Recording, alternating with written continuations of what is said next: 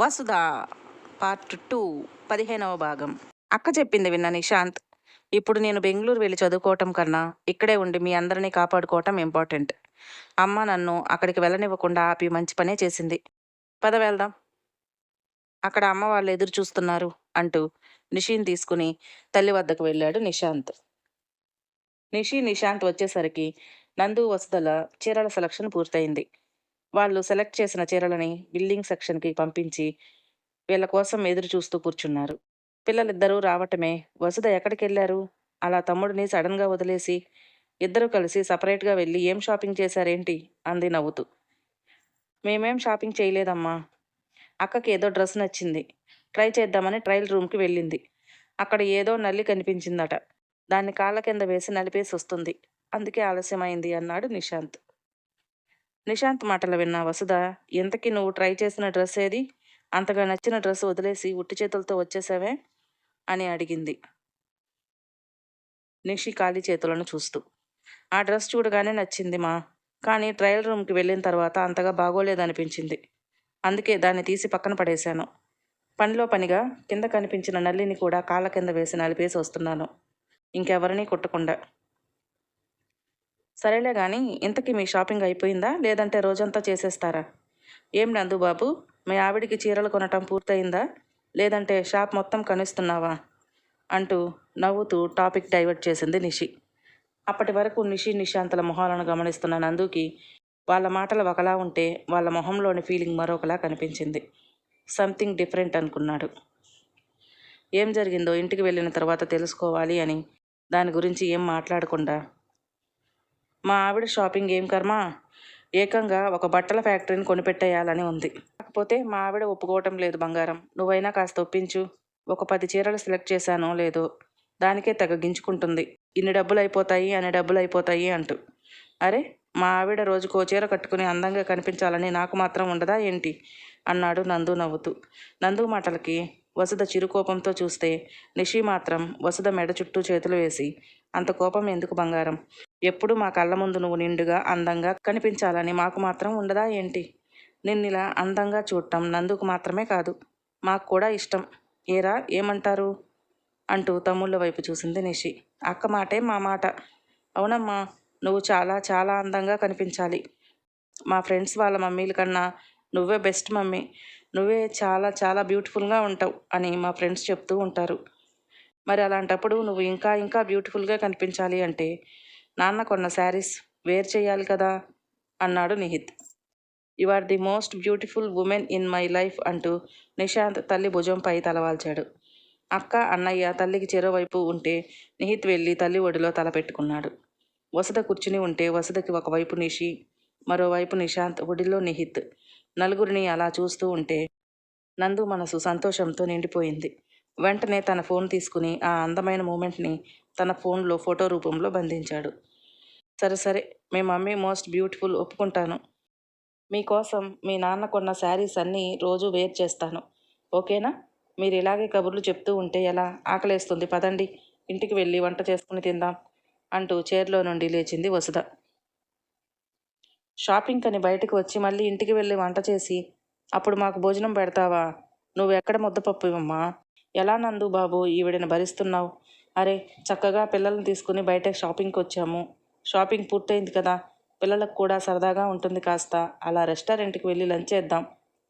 పిల్లలు అడిగిన ఐటమ్స్ అన్నీ కొనిపెడితే వాళ్ళు హ్యాపీగా ఫీల్ అవుతారు అని ఏమాత్రమూ లేదు.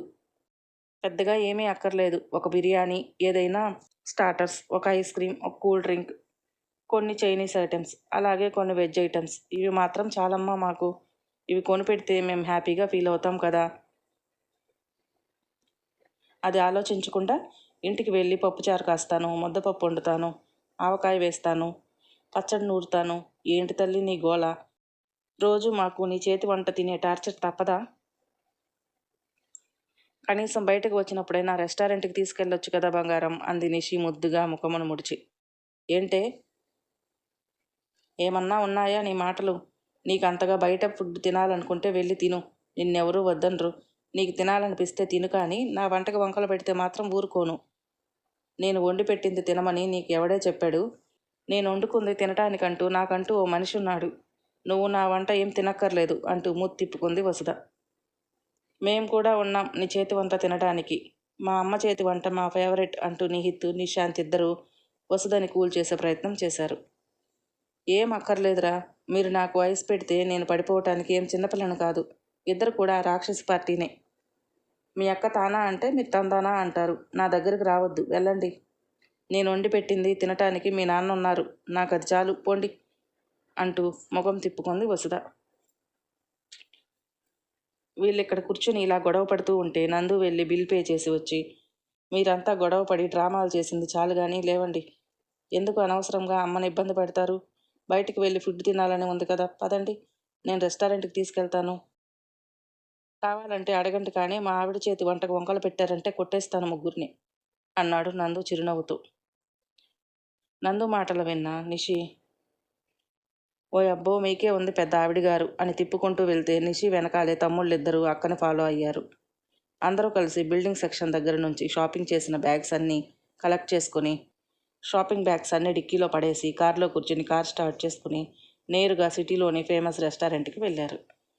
అక్కడికి వెళ్ళిన తర్వాత ఎవరెవరికి ఏం కావాలో ఆర్డర్ చేసుకోండి అంటూ మెనూ కార్డుని పిల్లల ముందే ఉంచాడు నందు. పిల్లలు సంతోషంగా ఎవరికి నచ్చింది వాళ్ళు ఆర్డర్ చేసుకుంటున్నారు. ఆర్డర్ చేయటం పూర్తయిన తర్వాత చివర్లో నందు వసుధకి ఎంతో ఇష్టమైన నట్స్ ఐస్ క్రీమ్ ఆర్డర్ చేశాడు. అప్పటి వరకు పిల్లలు ఆర్డర్ చేసిన ఫుడ్నే నందు వసుధ కూడా తిన్నారు. ఎందుకంటే పిల్లల ముగ్గురు అంత ఫుడ్ని తినలేరు అనే విషయం తెలుసు కాబట్టి వాళ్ళ కోసం స్పెషల్గా ఆర్డర్ చేసుకోలేదు. అందరూ కలిసి తినటం పూర్తయిన తర్వాత నందు ఐస్ క్రీమ్ తెప్పించడంలో ఐస్ క్రీమ్ చూసి నిషి, ఓహో మీ ఆవిడ గారికి ఇష్టమైన ఐస్ క్రీమ్ తెప్పించారా నందుబాబు? ఇది ఓన్లీ మీ ఆవిడ గారికేనా, మేము కూడా తినొచ్చా అంటూ అడిగింది. బంగారం, మీ అల్లరి చాలా ఎక్కువైపోయింది. ఈ ఐస్ క్రీమ్ అందరి కోసం ఆర్డర్ చేశాను, తినండి. ఇప్పటి వరకు మీకు నచ్చిందే తిన్నారు కదా, అందుకే అమ్మకు నచ్చిన ఐస్ క్రీమ్ ఆర్డర్ చేశాను అన్నాడు నందు. పిల్లలందరూ ఐస్ క్రీమ్ తినటం పూర్తి చేసి అంతా కలిసి ఇంటికి బయలుదేరారు. వీళ్ళంతా ఇంటికి వెళ్ళేసరికి దాదాపు మధ్యాహ్నం 3 దాటిపోయింది. వెళ్ళటమే ఎవరి కవర్స్ వాళ్ళ రూమ్లో పడేసుకుని అలాగే నిద్రలోకి జారుకున్నారు. షాపింగ్ పేరుతో తిరిగి తిరిగి అలసిపోవటంతో అలాగే రెస్టారెంట్కి వెళ్ళి ఫుల్గా ఫుడ్ తినటంలో ఇలా బెడ్ మీద రాగానే అలా తెలియకుండా నిద్ర పట్టేసింది. సాయంత్రం 5 గంటల వరకు పడుకొని 5 గంటలకు నిద్రలేచి ఒక్కొక్కరిగా హాల్లోకి వచ్చి కూర్చున్నారు. అందరికన్నా ముందుగానే నిద్రలేచిన వసుధ ఫ్రెష్ అయి వచ్చి వాళ్ళ కోసం స్నాక్స్ చేసి పాలు వేడి చేసి ఫ్లాస్క్లో పోసి సిద్ధంగా ఉంచింది. వాళ్ళు రావటమే తాను ముందుగానే ప్రిపేర్ చేసి పెట్టిన స్నాక్స్ని వాళ్ళకి సర్వ్ చేసి నందుకి కాఫీ, పిల్లలకు పాలు కలిపి ఇచ్చింది. తను కూడా కాఫీ కలుపుకొని నందు పక్కనే కూర్చుని పిల్లలు చెప్పే మాటలు వింటూ సరదాగా అంతా కలిసి టైం స్పెండ్ చేశారు. అప్పటికి సాయంత్రం సమయం 6 కావచ్చింది. పాలు తాగిన నిశాంత్, నేను అమ్మమ్మ వాళ్ళ ఇంటికి వెళ్ళొస్తానమ్మా. మధ్యాహ్నం రుద్రమామ నన్ను ఒకసారి వచ్చి కలవమన్నాడు. దేనికి నాన్న ఈ టైంలో? మామ నిన్ను ఎందుకు కలవమన్నాడు అంది వసుధ. ఏమో తెలియదమ్మా, రమ్మన్నాడు. ఓసారి వెళ్ళొస్తాను అన్నాడు నిశాంత్. సరే వెళ్ళు, కాకపోతే డిన్నర్కి ఇక్కడికే రా. నేను నీ కోసం కూడా వంట చేస్తున్నాను. అక్కడ తినేసి వస్తే మళ్ళీ ఇక్కడ వేస్ట్ అయిపోతుంది అంది వసుధ నవ్వుతూ. ఆ విషయంలో నేను గ్యారెంటీ ఇవ్వలేనమ్మా. అక్కడ అమ్మమ్మ, జాను అత్త తినే వరకు వదిలిపెట్టరు.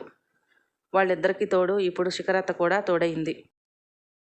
అది ఇది పెట్టి 6 ప్యాక్లో ఉన్న నా బాడీని ఫ్యామిలీ ప్యాక్లా మార్చి కానీ వదలరు అన్నాడు నిశాంత్ నవ్వుతూ. నిశాంత్ మాటలకు నందు గట్టిగా నవ్వేశాడు. ప్రాబ్లం లేదులే నాన్న, తినకుండా వాళ్ళని బాధ పెట్టడం కన్నా వాళ్ళంతా ప్రేమగా పెట్టింది తినేసి వచ్చి నెక్స్ట్ డే మార్నింగ్ ఇంకో గంట సేపు జిమ్ రూమ్లో ఉంటే సరిపోతుంది అన్నాడు నవ్వుతూ. నందు మాటలు విన్న నిశాంత్ అలకగా నందుని చూస్తూ, నీకేం తెలుసు అంకుల్ ఆ బాధ? ముగ్గురు 3 పక్కలా చేరి ప్లేట్ నిండా అది ఇది పెట్టి తిను తిను అని గట్టిగా చావగొట్టేస్తారు. అదంతా తిని బయటికి వచ్చి 2 అడుగులు వేయాలంటే పొట్ట పగిలిపోతుందన్న ఫీలింగ్ నరకంలో ఉన్నట్టు ఉంటుంది తెలుసా? గ్యాప్ ఇచ్చి తినమంటే తింటారు, కానీ ఒకదాని వెంట ఒకటి తినేసేయి అంటే తర్వాత నా పరిస్థితి ఎలా ఉంటుందో అని అస్సలు ఊహించుకోరే. బాబోయ్, ఎవరైనా కొట్టి చంపేస్తారు, టార్చర్ చేసి చంపుతారు, ఆఖరికి తిట్టి కూడా చంపేస్తారు. ఆ ముగ్గురు మాత్రం ఫుడ్ పెట్టి చంపేస్తారు అంకుల్. మీకేం తెలుసు? ఒకసారి నా ప్లేస్లో ఉంటే మీకు అర్థమవుతుంది అన్నాడు నిశాంత్. నిశాంత్ మొట్టమొదటిసారిగా తనతో అంత ఫ్రీగా మాట్లాడుతూ అలిగిన మొహంతో తన మనసులోని ఫీలింగ్ ముద్దు ముద్దుగా చెప్తూ ఉంటే నందుకి ఒక క్షణం సంతోషంగా అనిపించింది. సరేలే నాన్న, నేను జానుకి ఫోన్ చేసి చెప్తాను నిన్ను ఫుడ్ విషయంలో బలవంత పెట్టొద్దు అని. నువ్వు వెళ్ళు అన్నాడు నవ్వుతూ. Okay uncle, thank you so much. ముందు మీరు ఫోన్ చేయండి జానత్తకి, లేదంటే నేను మళ్ళీ బుక్ అయిపోతాను అన్నాడు నిశాంత్ నవ్వుతూ. సరేలే నాన్న, నేను కాల్ చేస్తానులే, నువ్వు వెళ్ళు.